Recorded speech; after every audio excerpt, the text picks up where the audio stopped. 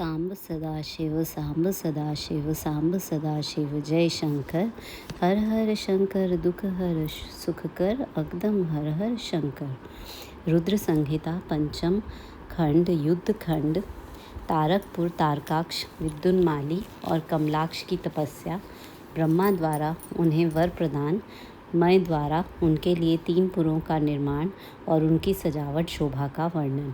नारद जी ने कहा, पिताजी, जो गणेश और स्वामी कार्तिक की उत्तम कथाओं से ओतप्रोत तथा आनंद प्रदान करने वाला है, भगवान शंकर के गृहस्थ संबंधी उस उत्तम चरित्र को हमने सुन लिया। अब आप कृपा करके उस पुरुषोत्तम परमोत्तम चरित्र का वर्णन कीजिए जिसमें रुद्रदेव ने खेल ही खेल में दुष्टों का वध किया था। महान वीरशाली भगवान शंकर ने देवद्रोहियों के 3 नगरों को एक ही साथ एक ही बाण से किस कारण एवं कैसे भस्म कर डाला था। भगवान जिनके बाल चंद्रमा सुशोभित हैं तथा जो सदा माया के साथ विहार करने वाले हैं, उन भगवान शंकर का चरित्र तो देवर्षियों को आनंद प्रदान करने वाला है। आप वह सारा चरित्र विस्तार पूर्वक वर्णन कीजिए।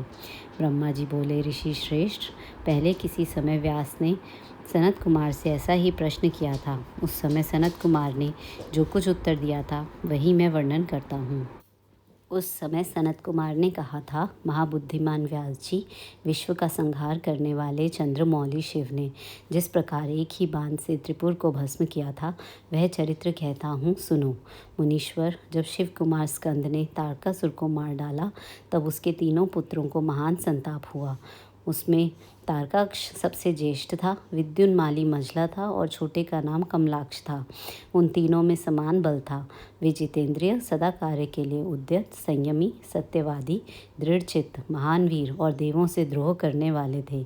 उन तीनों ने सभी उत्तमोत्तम मनोहर भोगों का परित्याग करके मेरू पर्वत की एक कंदरा में जाकर परम अद्भुत तपस्या आरंभ की।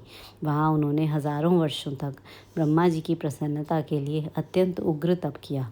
तब सुर और असुरों के गुरु महायशस्वी ब्रह्मा जी उनकी तपस्या से अत्यंत संतुष्ट होकर उन्हें वर देने के लिए प्रकट हुए। ब्रह्मा जी ने कहा, महादैत्यों, मैं तुम लोगों के तप से प्रसन्न हो गया हूँ, अतः तुम्हारी कामना के अनुसार तुम्हें सभी वर प्रदान करूँगा। देवद्रोहियों, मैं सबकी तपस्या के फलदाता और सर्वदा सब कुछ करने में समर्थ हूँ।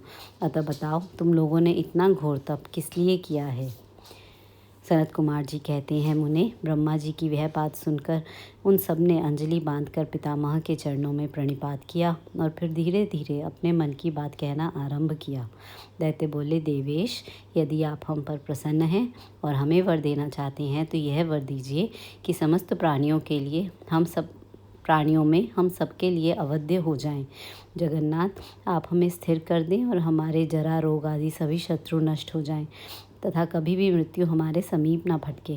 हम लोगों का ऐसा विचार है कि हम लोग अजर अमर हो जाएं और त्रिलोकी में अन्य सभी प्राणियों को मौत के घाट उतारते रहें, क्योंकि ब्रह्मन यदि 5 ही दिनों में काल के गाल में चला जाना निश्चित ही है, तो अतुल लक्ष्मी, उत्तम नगर, अन्य भोग सामग्री, उत्कृष्ट पद और ऐश्वर्य से क्या प्रयोजन है।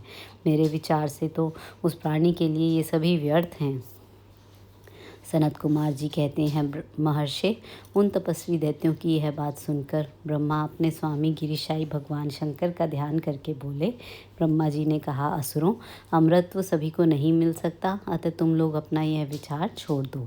इसके अतिरिक्त अन्य कोई वर जो तुम्हें रुचता हो मांग लो, क्योंकि दैत्यों, इस भूतल पर जहाँ कहीं भी जो प्राणी जन्मा है अथवा जन्म लेगा, वह जगत में अजर अमर नहीं हो सकता। इसलिए पाप रहित असुरों, तुम लोग स्वयं अपनी बुद्धि से विचार कर मृत्यु की वंचना करते हुए कोई ऐसा दुर्लभ एवं दुसाध्य वर मांग लो जो देवता और असुरों के लिए अशक्य हो। उस प्रसंग में तुम लोग अपने बल का आश्रय लेकर पृथक पृथक अपने मरण में किसी हेतु को मांग लो, जिससे तुम्हारी रक्षा हो जाए और मृत्यु तुम्हें वरण ना कर सके। सनत कुमार जी कहते हैं, महर्षि, ब्रह्मा जी के ऐसे वचन सुनकर वे 2 घड़ी तक ध्यानस्थ हो गए। फिर कुछ सोच विचार कर सर्वलोक पितामह ब्रह्मा जी से बोले। दैत्यों ने कहा, भगवान, यद्यपि हम लोग प्रबल पराक्रमी हैं, तथापि हमारे पास कोई ऐसे घर नहीं है जहाँ हम शत्रुओं से सुरक्षित रहकर सुखपूर्वक निवास कर सकें। अतः आप हमारे लिए ऐसे 3 नगरों का निर्माण करा दीजिए जो अत्यंत अद्भुत और संपूर्ण संपत्तियों से संपन्न हो तथा देवता जिनका प्रदर्शन ना कर सकें। लोकेश, आप तो जगत गुरु हैं। हम लोग आपकी कृपा से ऐसे तीनों पुरों में अधिष्ठित होकर इस पृथ्वी पर विचरण करेंगे। इस बीच तारकाक्ष ने कहा, विश्वकर्मा मेरे लिए जिस नगर का निर्माण करे वह स्वर्णमय हो और देवता भी उसका भेदन न कर सकें। तत्पश्चात कमलाक्ष ने चांदी के बने हुए अत्यंत विशाल नगर की याचना की और विद्युन्माली ने प्रसन्न होकर वज्र के समान कठोर लोहे का बना हुआ बड़ा नगर मांगा। ब्राह्मण, ये तीनों पुर मध्याह्न के समय अभिजीत मुहूर्त में चंद्रमा के पुष्य नक्षत्र पर स्थित होने पर एक स्थान पर मिला करें और आकाश में नीले बादलों पर स्थित होकर ये क्रमशः एक के ऊपर एक रहते हुए लोगों की दृष्टि से ओझल रहें। फिर पुष्करावर्त नामक काल मेघों की वर्षा करते समय 1 सहस्र वर्ष के बाद ये तीनों नगर परस्पर मिले और एक ही भाव को प्राप्त हों, अन्यथा नहीं। उस समय कृतिवासा भगवान शंकर, जो वैर भाव से रहित सर्वदेवमय और सबके देव हैं, लीलापूर्वक संपूर्ण सामग्रियों से युक्त एक असंभव रथ पर बैठकर एक अनोखे बाण से हमारे पुरों का भेदन करें। किंतु भगवान शंकर सदा हम लोगों के वंदनीय और पूज्य और अभिवादन के पात्र हैं, अतः वे हम लोगों को कैसे भस्म करेंगे? मन में ऐसी धारणा करके हम ऐसे दुर्लभ वर को मांग रहे हैं। सनत कुमार जी कहते हैं, व्यास जी, उन दैत्यों का कथन सुनकर सृष्टिकर्ता लोक पितामह ब्रह्मा ने शिव जी का स्मरण करके उनसे कहा कि अच्छा ऐसा ही होगा। फिर मय को भी आज्ञा देते हुए उन्होंने कहा, हे मय, तुम सोने चांदी और लोहे के 3 नगर बना दो। यों मय को आदेश देकर ब्रह्मा जी उन तारक पुत्रों के देखते देखते अपने स्वर्ग धाम को चले गए। तदनंतर धैर्यशाली मय ने अपने तपोबल से नगरों का निर्माण करना आरंभ किया। उसने तारकाक्ष को के लिए स्वर्णमय, कमलाक्ष के लिए रजतमय और विद्युन्माली के लिए लौहमय, यूँ 3 प्रकार के उत्तम दुर्ग तैयार किए। वे पुर क्रमशः स्वर्ग, अंतरिक्ष और भूतल पर निर्मित हुए थे। असुरों के हित में तत्पर रहने वाला मैं इन तीनों पुरों को तारकाक्ष आदि असुरों के हवाले करके स्वयं भी उसी में प्रवेश कर गया। इस प्रकार उन तीनों पुरों को पाकर महान बल पराक्रम से संपन्न वे तारकासुर के लड़के उनमें प्रविष्ट हुए और समस्त भोगों का उपभोग करने लगे। वे नगर कल्प वृक्षों से व्याप्त तथा हाथी घोड़ों से संपन्न थे। उनमें मणि निर्मित जालियों से आच्छादित बहुतेरे महल बने हुए थे। वे पद्मराग के बने हुए एवं सूर्यमंडल के समान चमकीले विमानों से, जिनमें चारों ओर दरवाजे लगे थे, शोभायमान थे। कैलाश शिखर के समान ऊंचे और चंद्रमा के समान उज्ज्वल दिव्य प्रासादों तथा गोपुरों से उनकी अद्भुत शोभा हो रही थी। वे अप्सराओं, गंधर्वों, सिद्धों तथा चारणों से खचाखच भरे थे। प्रत्येक महल में शिवालय तथा अग्निहोत्रशाला की प्रतिष्ठा हुई थी। उनमें शिव भक्ति परायण शास्त्रज्ञ ब्राह्मण सदा निवास करते थे। वे बावली, कूप, तालाब और बड़ी बड़ी तलैयों से तथा समूह के समूह स्वर्ग से च्युत हुए वृक्षों से युक्त उद्यानों और वनों में सुशोभित थे। बड़ी बड़ी नदों और छोटी छोटी सरिताओं से, जिनमें कमल खिले हुए थे, उनकी शोभा और बढ़ गई थी। उनमें संपूर्ण कामनाओं को पूर्ण करने वाले अनेक फलों के भार से लदे हुए वृक्ष लगे हुए थे, जिनसे वे नगर विशेष मनोहर लगते थे। वे झुंड के झुंड मदमद गजराजों से, सुंदर सुंदर घोड़ों से, नाना प्रकार के आकार प्रकार वाले रथों एवं शिबिकाओं से अलंकृत थे। उनमें समयानुसार पृथक पृथक क्रीड़ा स्थल बने थे और वेदाध्ययन की पाठशालाएं भी भिन्न भिन्न निर्मित हुई थीं। वे पापी पुरुषों के लिए मन वाणी से भी अगोचर थे। उन्हें सदाचारी पुण्यशील महात्मा ही देख सकते थे। पति सेवा परायण तथा कुधर्म से विमुख रहने वाली पतिव्रता नारियों ने उन नगरों के उत्तम स्थलों को सर्वत्र पवित्र कर रखा था। उनमें महाभाग शूरवीर दैत्य और श्रुति स्मृति के अर्थ के तत्वज्ञ एवं स्वधर्म परायण ब्राह्मण अपनी स्त्रियों तथा पुत्रों के साथ निवास करते थे। उनमें मय द्वारा सुरक्षित ऐसे सुदृढ़ पराक्रमी वीर भरे हुए थे, जिनके केश नील कमल के समान नीले और घुंघराले थे। वे सभी सुशिक्षित थे, जिससे उनमें सदा युद्ध की लालसा भरी रहती थी। वे बड़े समरों से प्रेम करने वाले थे। ब्रह्मा और शिव का पूजन करने से उनके पराक्रम विशुद्ध थे। वे सूर्य, मरुद्गण और महेंद्र के समान बली थे। और देवताओं के मंथन करने वाले थे। वेदों, शास्त्रों और पुराणों में जिन जिन धर्मों का वर्णन किया गया है, वे सभी धर्म और शिव के प्रेमी देवता वहाँ चारों ओर व्याप्त थे। उन नगरों में प्रवेश करके वे दैत्य सदा शिव भक्ति निरत होकर सारी त्रिलोकी को बाधित करके विशाल राज्य का उपभोग करने लगे। उन्हें इस प्रकार वहाँ निवास करने वाले उन पुण्यात्मा के सुख एवं प्रीतिपूर्वक उत्तम राज्य का पालन करते हुए बहुत लंबा काल व्यतीत हो गया। तारक पुत्रों के प्रभाव से संतप्त हुए देवों की ब्रह्मा के पास करुण पुकार, ब्रह्मा का उन्हें शिव के पास भेजना, शिव की आज्ञा से देवों का विष्णु की शरण में जाना और विष्णु का उन दैत्यों को मोहित करके उन्हें आचार भ्रष्ट करना। सनत कुमार जी कहते हैं, महर्षि, तदनंतर तारक पुत्रों के प्रभाव से दग्ध हुए इंद्र आदि सभी देवता दुखी हो परस्पर सलाह करके ब्रह्मा जी की शरण में गए। वहाँ संपूर्ण देवताओं ने दीन होकर प्रेम पूर्वक पितामह को प्रणाम किया और अवसर देखकर उनसे अपना दुखड़ा सुनाते हुए कहा। देवता बोले, धाता, त्रिपुरों के स्वामी तारका पुत्रों ने तथा मयासुर ने समस्त स्वर्गवासियों को संतप्त कर दिया है। ब्राह्मण, इसलिए हम लोग दुखी होकर आपकी शरण में आए हैं। आप उनके वध का कोई उपाय कीजिए जिससे हम लोग सुख से रह सकें। देवगणों, तुम्हें उन दानवों से विशेष भय नहीं करना चाहिए। मैं उनके वध का उपाय बतलाता हूँ। भगवान शिव तुम्हारा कल्याण करेंगे। मैंने ही इन दैत्यों को बढ़ाया है, अतः मेरे हाथों इनका वध होना उचित नहीं है। साथ ही त्रिपुर में इनका पुण्य भी वृद्धिंगत होता रहेगा। अतः इंद्र सहित सभी देवता शिवजी से प्रार्थना करें, वे सर्वाधीश यदि प्रसन्न हो जाएंगे तो वे ही तुम लोगों का कार्य पूर्ण करेंगे। सनत कुमार जी कहते हैं, व्यास जी, ब्रह्मा जी की यह वाणी सुनकर इंद्र सहित सभी देवता दुखी हो उस स्थान पर गए जहाँ वृषभ ध्वज शिव आसीन थे। तब उन सब ने अंजलि बांधकर देवेश्वर शिव को भक्तिपूर्वक प्रणाम किया और कंधा झुकाकर लोगों के कल्याणकर्ता शंकर का स्तवन किया। मुने इस प्रकार नाना प्रकार के दिव्य स्तोत्रों द्वारा त्रिशूलधारी परमेश्वर की स्तुति करके स्वार्थ साधन में निपुण इंद्र आदि से अभी देवताओं ने दीन भाव से कंधा झुकाए हुए हाथ जोड़कर प्रस्तुत स्वार्थ को निवेदन करना आरंभ किया। देवताओं ने कहा, महादेव, तारक के पुत्र तीनों भाइयों ने मिलकर इंद्र सहित समस्त देवताओं को परास्त कर दिया है। भगवान, उन्होंने त्रिलोकी को तथा मुनीश्वरों को अपने अधीन कर लिया है और संपूर्ण सिद्धि स्थानों को नष्ट भ्रष्ट करके सारे जगत को उत्पीड़ित कर रखा है। वे दारुण दैत्य समस्त यज्ञ भागों को स्वयं ग्रहण करते हैं। उन्होंने ऋषि धर्म का निवारण करके अधर्म का विस्तार कर रखा है। शंकर, निश्चय ही वे तारक पुत्र समस्त प्राणियों के लिए अवध्य हैं, इसलिए वे स्वेच्छानुसार सभी कार्य करते रहते हैं। प्रभो, ये त्रिपुर निवासी दारुण दैत्य जब तक जगत का विनाश न कर डालें, उसके पहले ही आप किसी ऐसी नीति का विधान करें जिससे इसकी रक्षा हो सके। सनत कुमार जी कहते हैं, मुने, यूँ भाषण करते हुए उन स्वर्गवासी इंद्रादि देवताओं की बात सुनकर शिवजी उत्तर देते हुए बोले।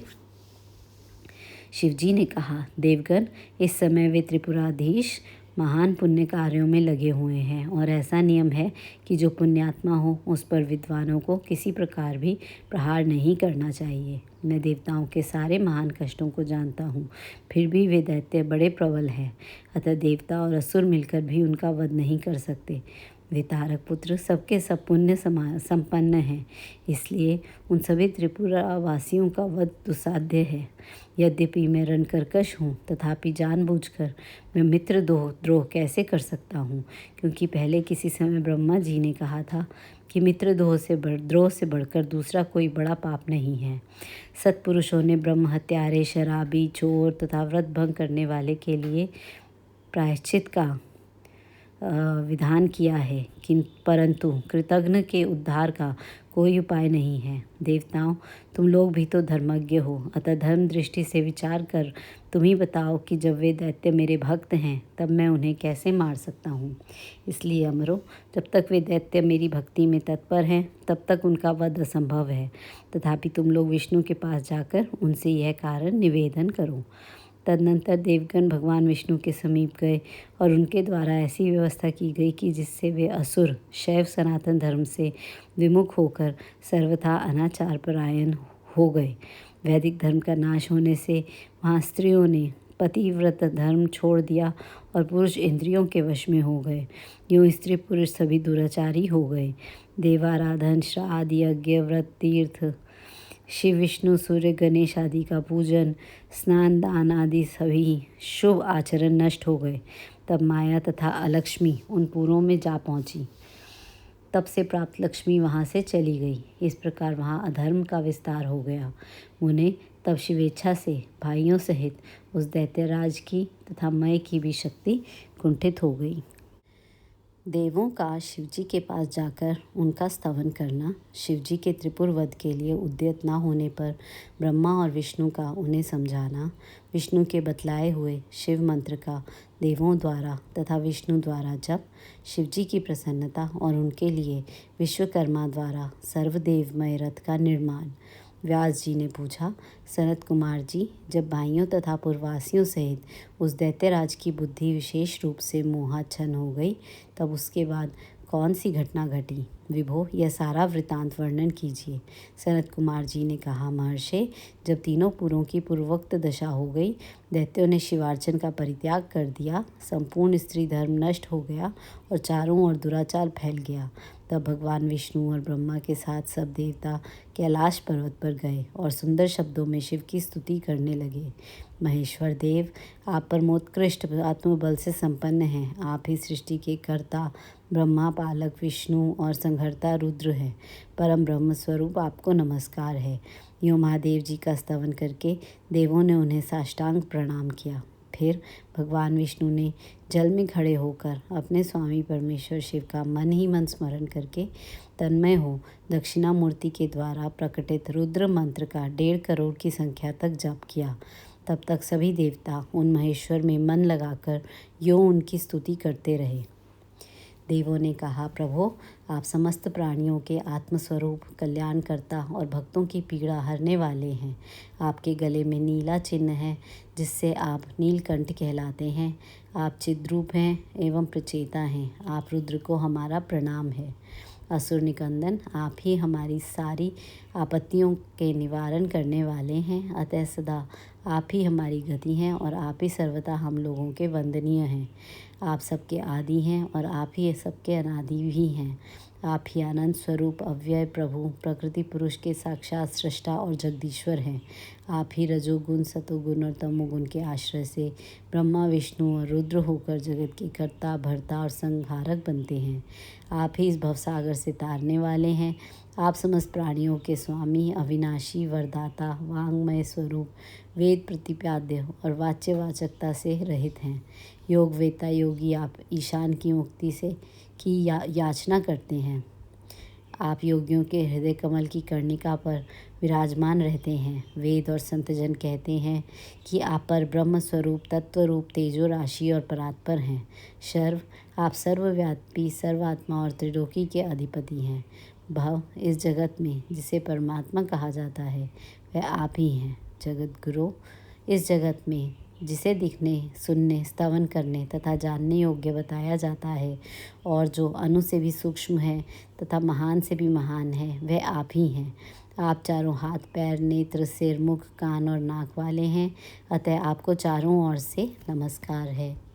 सर्वव्यापिन, आप सर्वज्ञ, सर्वेश्वर, अनावृत और विश्वरूप हैं। आप विरूपाक्ष को सब ओर से अभिवादन है।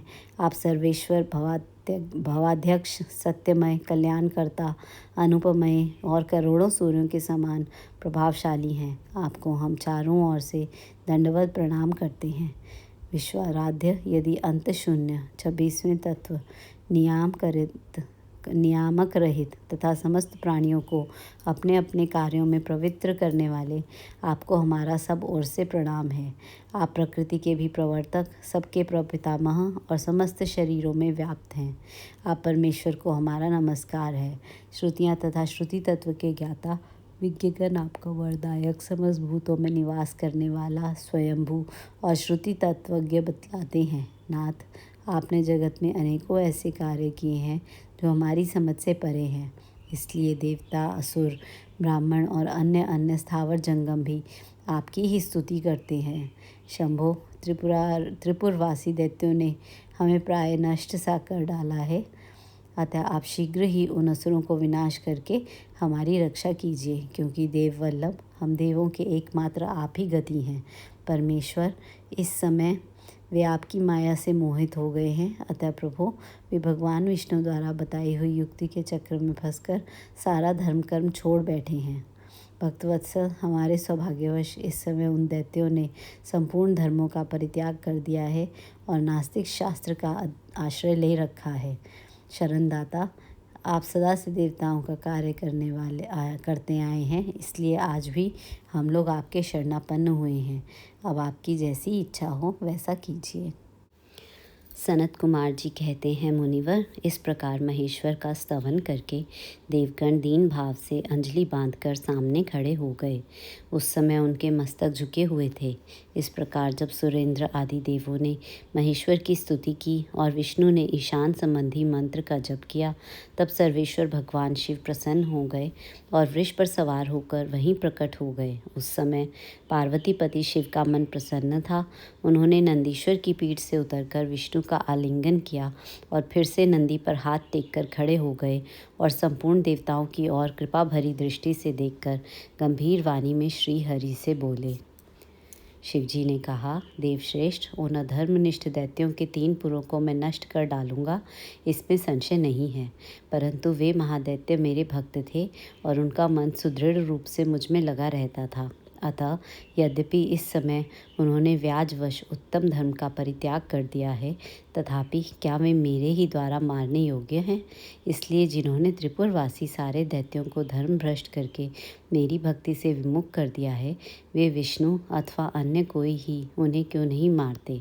मुनीश्वर, शंभु के ये वचन सुनकर उन समस्त देवताओं का तथा श्री हरि का भी मन उदास हो गया। तब सृष्टिकर्ता ब्रह्मा ने देखा कि देवताओं और विष्णु के मुख पर उदासी छा गई है। तब उन्होंने हाथ जोड़कर शंभु से कहना आरंभ किया। ब्रह्मा जी बोले, परमेश्वर, आप योगवेत्ताओं में श्रेष्ठ पर ब्रह्म तथा सदा से देवों और ऋषियों की रक्षा में तत्पर हैं। अतः पाप आपका स्पर्श नहीं कर सकता। साथ ही आपके आदेश से ही तो उन्हें मोह में डाला गया है। इसके प्रेरक तो आप ही हैं। इस समय अवश्य ही उन्होंने अपने धर्म का परित्याग कर दिया है और वे आपकी भक्ति से विमुख हो गए हैं। तथापि आपके सिवा दूसरा कोई उनका वध नहीं कर सकता। देवों और ऋषियों के प्राण रक्षक महादेव, साधुओं की रक्षा के लिए आपके द्वारा उन मलेच्छों का वध उचित है। आप तो राजा हैं, अतः राजा को धर्मानुसार पापियों का वध करने से पाप नहीं लगता। इसलिए इस कांटे को उखाड़कर साधु ब्राह्मणों की रक्षा कीजिए। राजा यदि अपने राज्य तथा सर्वलोकाधिपत्य को स्थिर रखना चाहता हो, तो उसे अपने राज्य में एवं अन्यत्र भी ऐसा ही व्यवहार करना चाहिए। इसलिए आप देवगणों की रक्षा के लिए उद्यत हो जाइए, विलंब मत कीजिए।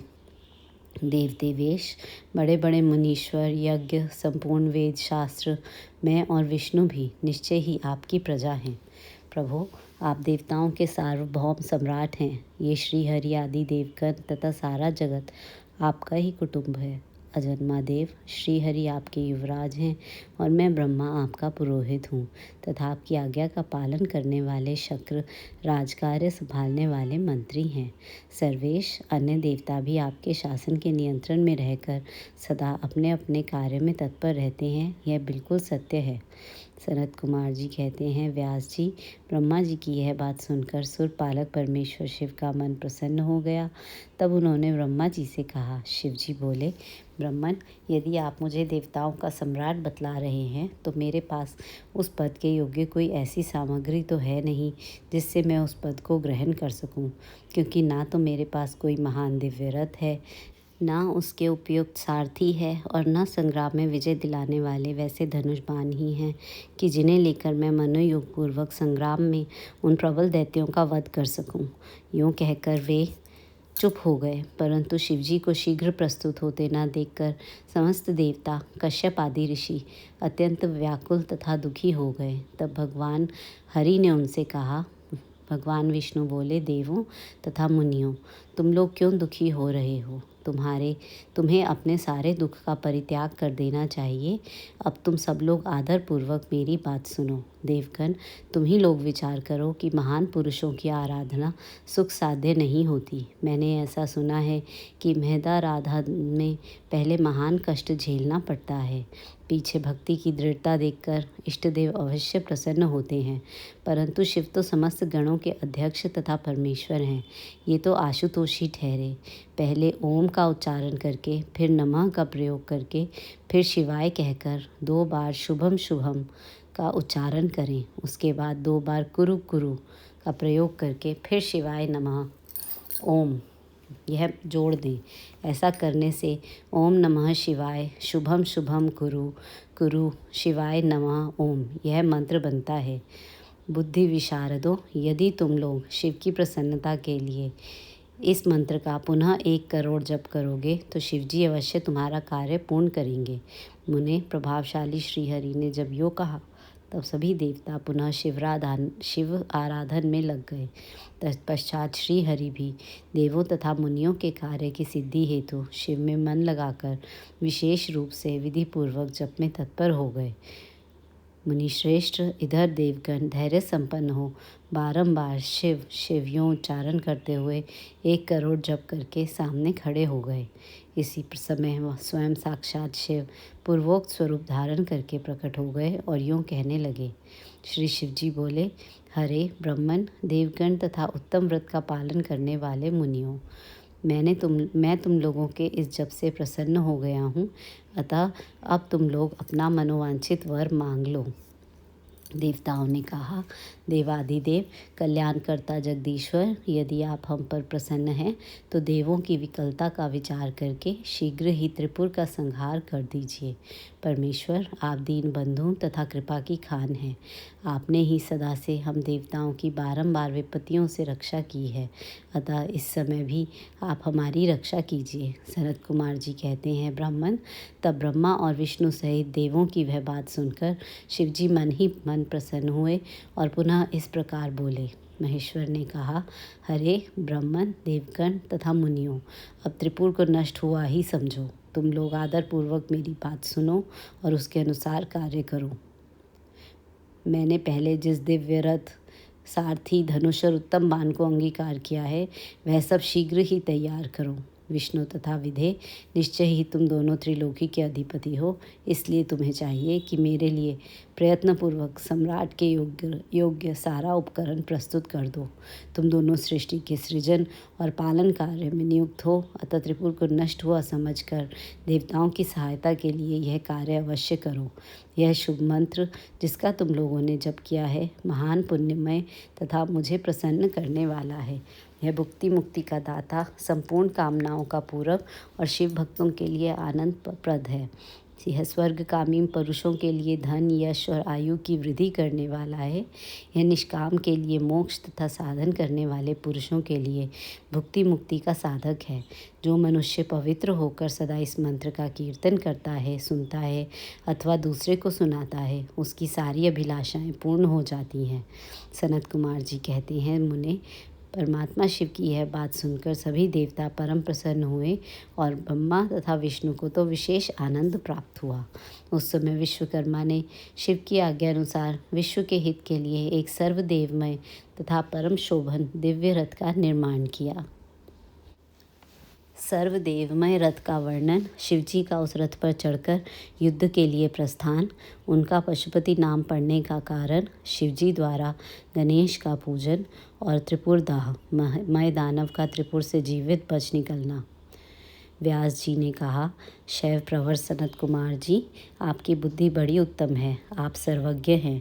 तात, आपने परमेश्वर शिव की जो कथा सुनाई है वह अत्यंत अद्भुत है। अब बुद्धिमान विश्वकर्मा ने शिवजी के लिए जिस देवमय एवं परमोत्कृष्ट दिव्य रथ का निर्माण किया था, उसका वर्णन कीजिए। सूत जी कहते हैं, मुने, व्यास जी की यह बात सुनकर मुनीश्वर सनत कुमार शिवजी के चरण कमलों का स्मरण करके बोले। सनत कुमार जी ने कहा, महाबुद्धिमान मुनिवर व्यास जी, मैं शिवजी के पाद पद्मों का स्मरण करके अपनी बुद्धि के अनुसार रथ की निर्माण कथा का वर्णन करता हूँ, सुनो। तदनंतर विश्वकर्मा ने रुद्रदेव के लिए सब बड़े यत्न से आदरपूर्वक सर्वलोकमय दिव्य रथ की रचना की। वह सर्वसम्मत तथा सर्वभूतमय रथ सुवर्ण का बना हुआ था। उसके दाहिने चक्र में सूर्य और वाम चक्र में चंद्रमा विराजमान थे। दाहिने चक्र में 12 अरे लगे हुए थे, जिनमें 12 सूर्य प्रतिष्ठित थे, और बायां पहिया 16 अरों से युक्त था, जिनमें चंद्रमा की 16 कलाएं विराजमान थीं। उत्तम व्रत का पालन करने वाले विपेंद्र, अश्विनी आदि सभी 27 नक्षत्र भी उस वाम चक्र की ही शोभा बढ़ा रहे थे। विप्रश्रेष्ठ 6 ऋतुएं उन दोनों पहियों की नेमी बनी। अंतरिक्ष रथ का अग्रभाग हुआ और मंदराचल ने रथ की बैठक का स्थान ग्रहण किया। उदयाचल और अस्ताचल ये दोनों उस रथ के कुंवर हुए। महामेरु अधिष्ठान हुआ और शाखा पर्वत उसके आश्रय स्थान हुए। संवत्सर उस रथ का वेग, उत्तरायण और दक्षिणायन दोनों लोह धारक मुहूर्त, बंधुर, रस्सा, कलाएं उसकी कीलें हुई। काष्ठाएं उसका घोड़ा अर्थात नासिका रूप अग्रभाग, क्षण अक्षदंड, निमेष अनुकर्ष नीचे का काष्ठ और लव ईशा दंड हुए। द्युलोक इस रथ का वरुथ ऊपरी पर्दा तथा स्वर्ग और मोक्ष ध्वजाएं हुई। अभ्रमु ऐरावत की पत्नी और कामधेनु जुए के अंतिम छोर पर स्थित हुए। अव्यक्त प्रकृति उसका ईशादंड, बुद्धि नंगवल, अहंकार कोना और पंच महाभूत उसका बल थे। मुनिश्रेष्ठ इंद्रियां उससे चारों ओर से विभूषित कर रही थी और श्रद्धा उस रथ की चाल थी। उस समय वेदों के 6 अंग ही उसके भूषण और पुराण, न्याय, मीमांसा तथा धर्मशास्त्र उपभूषण हुए। संपूर्ण शुभ लक्षणों से युक्त बल संपन्न श्रेष्ठ मंत्र घंटा के स्थापन हुए और वर्ण तथा आश्रम उसके पाद बने। सहस्त्र फणों से सुशोभित शेषनाग बंधन रज्जु हुए और दिशाएं तथा उपदिशाएं उसके पाद बनी। पुष्कर आदि तीर्थों ने रत्न जटित स्वर्णमय पताकाओं का स्थान ग्रहण किया और चारों समुद्र उस रथ के आच्छादन वस्त्र बने। गंगा आदि सभी श्रेष्ठ सरिताओं ने सुंदर स्त्रियों का रूप धारण किया और समस्त आभूषणों से विभूषित हो हाथ में चंवर ले यत्र तत्र स्थित होकर वे रथ की शोभा बढ़ाने लगी। आवह आदि 7 वायुओं ने स्वर्णमय उत्तम सोपान का काम संभाला। लोकालोक पर्वत उसके चारों ओर का उपसोपान और मानस आदि सरोवर उसके सुंदर बाहरी विषम स्थान हुए। सारे वर्षाचल उनके चारों ओर के पाश बने और नीचे के लोकों में निवासी उस रथ का तल भाग हुए।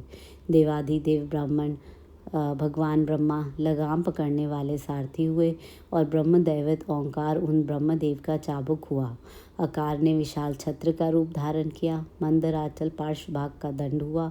शैलराज हिमालय धनुष और स्वयं नागराज शेष उसकी प्रत्यंचा बने। श्रुति रूपिणी सरस्वती देवी उस धनुष की घंटा हुई और महातेजस्वी विष्णु बाण तथा अग्नि उस बाण के नोक बने। उन्हें चारों वेद उस रथ में जुतने वाले 4 घोड़े कहे गए हैं। इसके बाद शेष बची हुई ज्योतियाँ उन अश्वों की आभूषण हुई। विष से उत्पन्न हुई वस्तुओं ने सेना का रूप धारण किया। वायु बाजा बजाने वाले और व्यास आदि मुख्य मुख्य ऋषि वाहक हुए।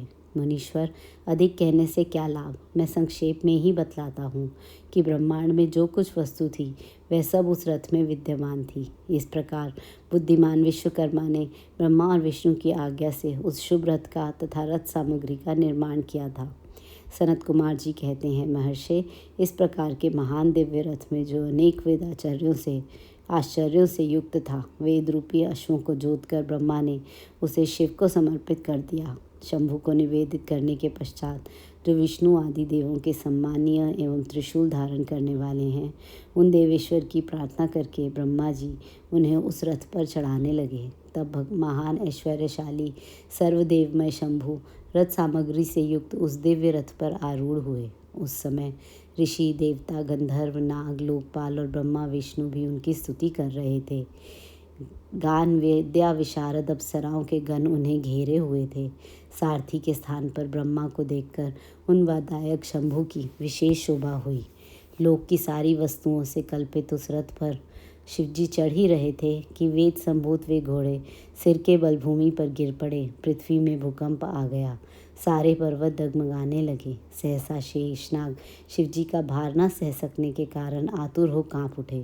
तब उसी क्षण भगवान धरणीधर ने उठकर नंदीश्वर का रूप धारण किया और रथ के नीचे जाकर उसे ऊपर को उठाया।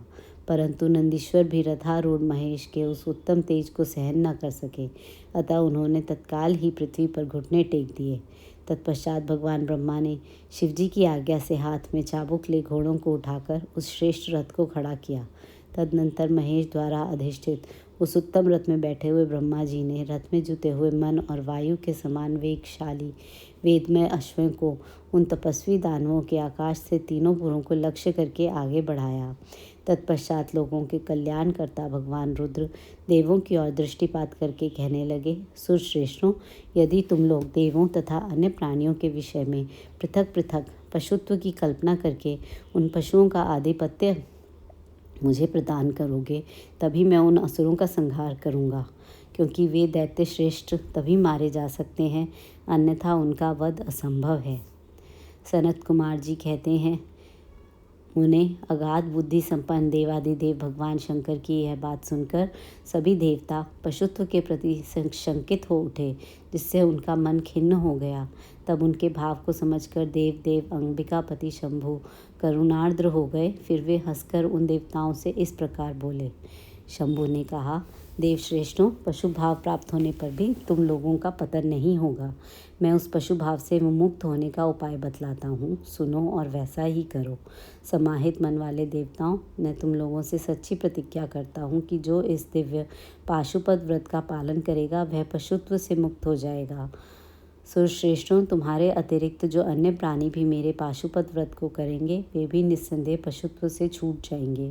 जो नैष्ठिक ब्रह्मचर्य का पालन करते हुए 12 वर्ष तक, 6 वर्ष तक अथवा 3 वर्ष तक मेरी सेवा करेगा अथवा कराएगा, वह पशुत्व से विमुक्त हो जाएगा। इसलिए श्रेष्ठ देवताओं, तुम लोग भी जब इस परम उत्कृष्ट दिव्य व्रत का पालन करोगे तो उसी समय पशुत्व से मुक्त हो जाओगे, इसमें कुछ भी संशय नहीं है। सनत कुमार जी कहते हैं, महर्षि, महात्मा महेश्वर का वचन सुनकर विष्णु और ब्रह्मा आदि देवताओं ने कहा, तथेति, बहुत अच्छा है, ऐसा ही होगा। इसलिए बड़े बड़े देवता तथा असुर भगवान शंकर के पशु बने और पशुत्व रूपी पाश से विमुक्त करने वाले रुद्र पशुपति हुए। तभी से महेश्वर का पशुपति यह नाम विश्व में विख्यात हो गया। यह नाम समस्त लोकों में कल्याण प्रदान करने वाला है। उस समय संपूर्ण देवता तथा ऋषि हर्षमग्न होकर जय जयकार करने लगे और देवेश्वर ब्रह्मा, विष्णु तथा अन्य प्राणी भी परमानंद मगन हो गए। उस अवसर पर महात्मा शिव का जैसा रूप प्रकट हुआ था, उसका वर्णन सैकड़ों वर्षों में भी नहीं हो सकता। तदनंतर जो शिवा तथा संपूर्ण जगत के स्वामी और समस्त प्राणियों के सुख प्रदान करने वाले हैं, वे महेश्वर यूं सुसज्जित होकर त्रिपुर का संहार करने के लिए प्रस्थित हुए। जिस समय देव महादेव त्रिपुर का विनाश करने के लिए चले, उस अवसर पर देवराज आदि सभी प्रधान देवता भी उनके साथ प्रस्थित हुए। पर्वत के समान विशालकाय उन सुरेश्वरों का मन प्रसन्न था। वे सूर्य के समान प्रकाशित हो रहे थे। वे सभी हाथों में हल, शाल, मूसल, भुशुंडी और नाना प्रकार के पर्वत जैसे विशाल आयुधों को धारण करके हाथी, घोड़े, सिंह, रथ और बैलों पर सवार हो चल रहे थे। उस समय जिनके शरीर परम प्रकाशमान थे और मन महान उत्साह संपन्न थे और जो नाना प्रकार के अस्त्र शस्त्रों से सुसज्जित थे, वे इंद्र, ब्रह्मा और विष्णु आदि देव शंभु की जय जयकार बोलते हुए महेश्वर के आगे आगे चले। सभी दंडी एवं जटाधारी मुनि हर्ष मनाने लगे और आकाशचारी सिद्ध तथा चारण पुष्पों की वृष्टि करने लगे। विपेंद्र, त्रिपुर की यात्रा करते समय जितने गणेश्वर शिवजी के साथ थे, उनकी गणना कौन कर पा सकता है। तथापि मैं कुछ का वर्णन करता हूँ। योगिन, समस्त गणराजों में श्रेष्ठ भृंगी गणेश्वरों तथा देवगणों से घिरकर विमान पर आरूढ़ हो महेंद्र की भांति त्रिपुर का विनाश करने के लिए चले। उनके साथ साथ केश, विगतवास, महाकेश, महाज्वर, सोमवल्ली, सवर्ण, सोमप, सनक, सोमधृक, सूर्यवचा, सूर्यप्रेक्षणक, सूर्याक्ष, सूरीनामा, सुरसुंदर, प्रस्कंद, कुंदर, चंड, कंपन, अतिकंपन, इंद्र, इंद्रजय, यंता, हिमकर, शताक्ष, पंचाक्ष, सहस्राक्ष, महोदर, सतीजहु, शतास्य, रंक, कर्पूर, पूतन, द्विशिक, त्रिशिक, अहंकार, कारक, अजवक्त्र, अष्टवक्त्र, हयवक्त्र, अर्धवक्त्र आदि बहुत से अप्रमेय बलशाली वीर गणाध्यक्ष लक्ष्य लक्षण की परवाह न करते हुए महेश्वर को घेर कर चल रहे थे। व्यास जी, तदनंतर महादेव शंभु संपूर्ण सामग्रियों सहित उस रथ पर स्थित हो उन सुरद्रोहियों के तीनों पुरों को पूर्णतया दग्ध करने के लिए उद्यत हुए। उन्होंने रथ के शीर्ष स्थान पर स्थित हो उस महान अद्भुत धनुष पर प्रत्यंचा चढ़ाई और उस पर उत्तम बाण का संधान करके वे रोषावेश से होठ को चाटने लगे। फिर धनुष की मूठ को दृढ़तापूर्वक पकड़कर और दृष्टि में दृष्टि मिलाकर वे वहां अचल भाव से खड़े हो गए, परंतु उनके अंगूठे के अग्रभाग में स्थित होकर गणेश निरंतर पीड़ा ही पहुंचाते रहे, जिससे वे तीनों पुर त्रिशूलधारी शंकर का लक्ष्य नहीं बन सके। तब धनुष बाणधारी मुंजकेश विरूपाक्ष शंकर ने परम शोभन आकाशवाणी सुनी। उस व्योमवाणी ने कहा, ऐश्वर्यशाली जगदीश्वर, जब तक आप इन गणेश की अर्चना नहीं कर लेंगे तब तक इन 3 पुरों का संहार नहीं कर सकेंगे। तब ऐसी बात सुनकर अंधकासुर के निहंता भगवान शिव ने भद्रकाली को बुलाकर गजानन का पूजन किया। जब हर्षपूर्वक विधि विधान सहित अग्रभाग में स्थित उन विनायक की पूजा की गई तब वे प्रसन्न हो गए। फिर तो भगवान शंकर को उन तारकपुर पुत्र महामनस्वी दैत्यों के तीनों नगर यथोक्त रूप से आकाश में स्थित दिख पड़े। इस विषय में कुछ लोग ऐसा कहते हैं कि जब शिवजी स्वयं स्वतंत्र पर ब्रह्म सगुण निर्गुण सबके द्वारा अलक्ष्य स्वामी परमात्मा निरंजन पंचदेवमय पंचदेवों के उपास्य और परात्पर प्रभु हैं, वे ही सबके उपास्य हैं और उनका उपास्य कोई नहीं है, तब उसके वंदनीय परम ब्रह्म स्वरूप उन देवेश्वर के महेश्वर के विषय में यह बात उचित नहीं जान पड़ती कि उनकी कार्यसिद्धि अन्य की कृपा पर अवलंबित हो, परंतु मुने उन देवादिदेव वरदानी महेश्वर के चरित्र में लीलावश सब कुछ घटित हो सकता है। अस्तु, इस प्रकार जब गणाधि का पूजन करके महादेव जी स्थित हुए तब वे तीनों पुर कालवश शीघ्र ही एकता को प्राप्त हो गए। मुने, उन त्रिपुरों के परस्पर मिलकर एक हो जाने पर महान आत्मबल से संपन्न देवताओं को महान हर्ष हुआ। तब संपूर्ण देवगण सिद्ध और परमर्षि अष्टमूर्तिधारी शिव की स्तुति करके उच्च स्वर से जय जयकार करने लगे। उस समय ब्रह्मा और जगदीश्वर विष्णु ने कहा, महेश्वर, तारक के पुत्र उन त्रिपुर निवासी दैत्यों के वध का समय भी आ गया है। विभो, इसलिए ये पुर एकता को प्राप्त हो गए हैं। अतः देवेश, जब तक ये त्रिपुर पुनः विलग हों उसके पहले ही आप बाण छोड़कर इन्हें भस्म कर डालिए और देवताओं का कार्य सिद्ध कीजिए। मुने, तदनंतर शिवजी ने धनुष की डोरी चढ़ाकर उस पर पूज्य पाशुपतास्त्र नामक बाण का संधान किया और वे उसे त्रिपुर पर छोड़ने का विचार करने लगे। शंकर जी ने जिस समय अपने अद्भुत धनुष को खींचा था उस समय अभिजीत मुहूर्त चल रहा था। उन्होंने धनुष की टंकार तथा दुस्सह सिंह नाद करके अपना नाम घोषित किया और उन महासुरों को ललकार कर करोड़ों सूर्यों के समान प्रकाशमान उस भीषण बाण को उन पर छोड़ दिया। तब जिसके नोक पर अग्निदेव प्रतिष्ठित थे और जो विशेष रूप से पाप का विनाशक तथा विष्णुमय था, उस महान ज्वल्यमान शीघ्रगामी बाण ने उन त्रिपुर निवासी दैत्यों को दग्ध कर दिया। तत्पश्चात वे तीनों पुर भी भस्म हो गए और एक साथ ही चारों समुद्रों रूपी मेखलावली भूमि पर गिर पड़े। उस समय शिवजी की पूजा का अतिक्रमण कर देने के कारण सैकड़ों दैत्य उस बाण स्थित अग्नि से जलकर हाहाकार मचा रहे थे। जब भाइयों सहित तारकाक्ष जलने लगा तब उसने अपने स्वामी भक्तवत्सल भगवान शंकर का स्मरण किया और मन ही मन महादेव को देखकर परम भक्तिपूर्वक नाना प्रकार से विलाप करता हुआ वह उनसे कहने लगा। तारकाक्ष बोला, भव, आप हम पर प्रसन्न हैं, यह हमें ज्ञात हो गया है। इस सत्य के प्रभाव से आप फिर कब भाइयों सहित हमको दग्ध करेंगे? भगवान जो देवता और असुरों के लिए अप्राप्य है, वह आपके हाथ से मरण रूप दुर्लभ लाभ हमें प्राप्त हो गया। अब जिस जिस योनि में हम जन्म धारण करें वहाँ हमारी बुद्धि आपकी भक्ति से भावित रहे। मुने, यों वे दैत्य विलाप कर ही रहे थे कि शिवजी की आज्ञा से उस अग्नि ने उन्हें अद्भुत रीति से जलाकर रात की ढेरी बना दिया।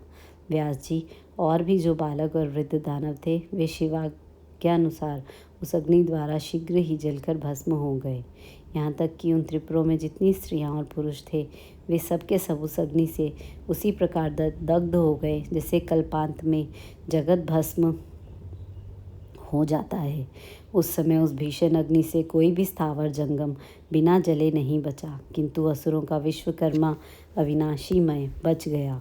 क्योंकि वह देवों का अविरोधी शंभु के तेज से सुरक्षित और सद्भक्त था। विपत्ति के अवसर पर भी वह महेश्वर का शरणागत बना रहता था।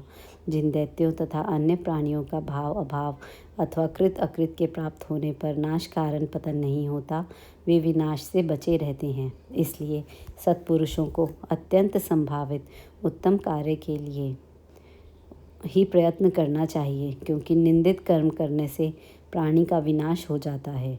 अतः गर्हित कर्म का आचरण भूलकर भी ना करें। उस समय जो भी दैत्य बंधु बांधवों सहित गए शिवजी की पूजा में तत्पर थे, वे सब के सब शिव पूजा के प्रभाव से दूसरे जन्म में गणों के अधिपति हो गए। सांब सदाशिव, सांब सदाशिव, सांब सदाशिव, जय शंकर। हर हर शंकर, दुख हर सुख कर, अगधम हर हर शंकर।